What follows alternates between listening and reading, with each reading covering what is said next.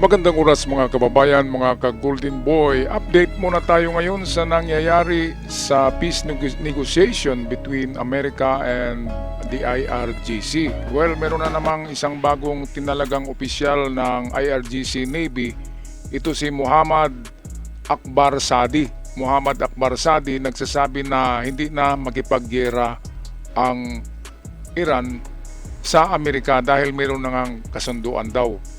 Hindi na makipaggera pero pakunti-kunti merong mga sporadic bombing, di ba? Mga kababayan at pag-aatake diyan sa Hormuz. At sinabi rin itong Muhammad Akbar Sadi na isang bagong appointed na chief ng IRGC Navy na buksan na daw nila ang Hormuz. Ay naku, mga sinungaling. Mamaya to ay sarado na naman to. Bukas ngayon, sarado bukas, parang sari-sari store lang. Diba? Kaya ito ang balita, courtesy sa atin ng UNTV, atin panoorin. Naniniwala ang Deputy Political Chief ng Islamic Revolutionary Guard Corps o IRGC Navy ng Iran na si Muhammad Akbar Zadeh na mababa na ang posibilidad na muling sumiklab ang malawakang digmaan laban sa Estados Unidos matapos ang mga nagdaang negosasyon at ceasefire effort sa pagitan ng dalawang bansa.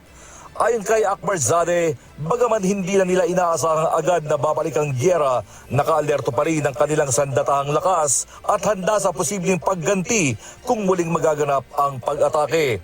Matapang ding naglabas ng pahayag si Iranian Supreme Leader Mojtaba Khamenei at iginiit na hindi napapayag ang mga bansa sa rehiyon na maging panangga ng mga base militar ng Amerika. Ilang pag-atake pa rin ang naitatala sa magkabilang panig sa kabila ng deklarasyon ng tigil putukan. Patuloy rin ang palitan ng banta ng magkabilang panig at kapwa inaakusahan ng isa't isa ng paglabag sa ceasefire. Ito, paglabag sa ceasefire daw yung ginawa ng Amerika na pagbomba ng mga naglatag ng sea mine bomb. Dalawang maliliit na barko yun ng IRGC na naghulog na naman ng mga bomba diyan sa Hormuz, yung underwater sea mines. Naglalagay na naman, so terrorism na naman, imbis nilinis na ni Trump, di ba? Nilinis na yun Ngayon nilalagyan naman daw, kaya binumba ni Trump. Ano bang dapat gawin, di ba? And then, mukhang nagpakawala ng missiles yung mga nandyan sa malapit sa Hormuz. At yun, yung pinanggalingan ng missiles, binumba na naman ng Amerika, pero yun, hanggang doon lang yun. Hindi na nag-escalate pa. So, ibig sabihin, self-defense lang ng Amerika yon dahil nga nagpakawala ng missiles papunta sa mga aircraft carrier ng Amerika. Kaya sila ang lumabag ng ang unang lumabag ng ceasefire ay ang IRGC dahil nga naglagay na naman sila ng mga bomba, di ba?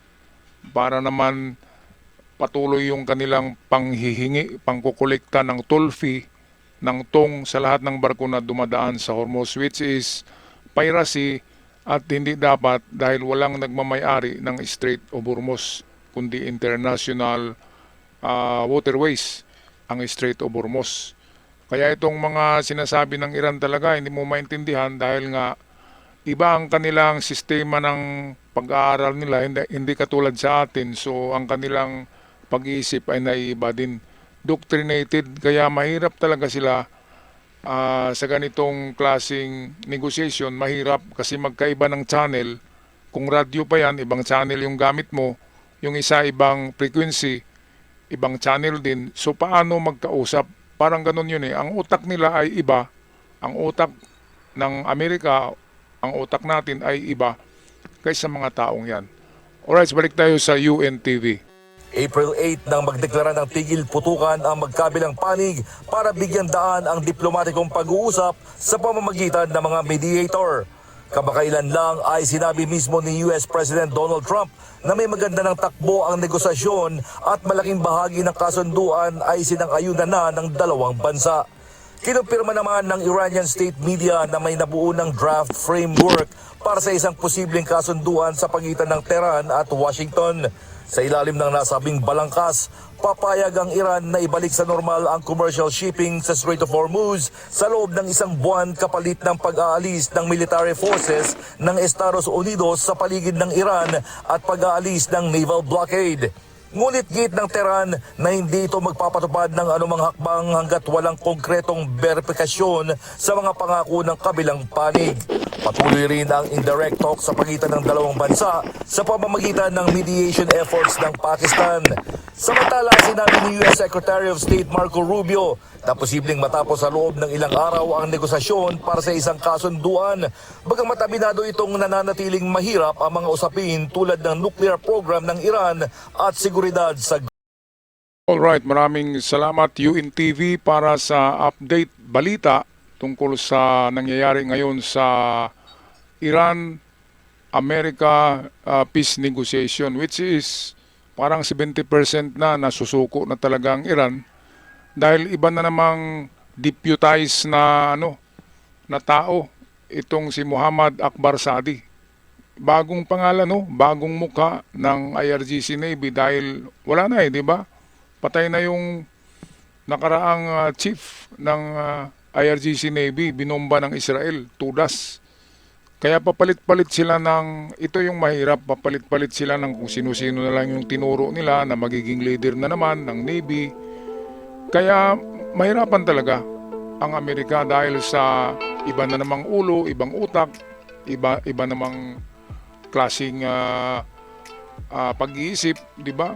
Mga lunatic sabi ni Trump. Kaya hindi magkasundo. Kumpara natin sa Venezuela kay Maduro. Dahil si Maduro ay talagang nag-aaral yan sa totoong university. Kaya magkapareho ang frequency ng utak ni Trump at utak ni Maduro. Kaya surrender si Maduro. At anong nangyari kay Maduro? Hindi magandang buhay. Di ba? Free man na ngayon si Maduro dahil merong deal. At meron siyang hati kung ano man ang kita doon sa oil ng Venezuela na pagmamayari na ngayon ng Amerika. Ngayon ang Iran dahil sa talagang doctrinated sila at ang pagtingin nila sa Amerika ay talagang demonyo at Amerika ang may kasalanan ng lahat, yun ang tinuturo nila. Mula nang isinilang sila sa lupa, yun na yung sinasabi sa kanila ng kanilang mga guro. Kaya merong total hatred ang Iran sa Amerika, which is hindi totoo dahil ang mga Iranian sa Amerika ay pro-Trump naman. Magandang buhay ang mga Iranian sa Amerika.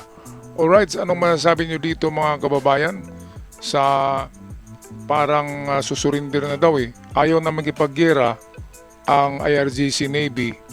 Yun ang nagsabi, ang Deputized Chief of IRGC Navy, si Muhammad Akbar Sadi, nagsabi na hindi na magipaggera ang Iran dahil mayroon na ngang peace negotiation. Totoo kaya ito o patuloy tayong pinahihirapan itong Iran dahil sa sinasara nila ang Strait of Hormuz at patuloy na tumataas pa rin, taas-baba pa rin ang presyo ng ating mga langis at lahat tayo nahihirapan dahil lahat ng bilihin ay nagtataas. Kaya dapat matapos na talaga at tuldukan na itong Hormuz Strait na issue. Ako'y magpapaalam na mga kababayan, mga ka-Golden Boy. Maraming salamat sa lahat at sa mga bagong subscribers.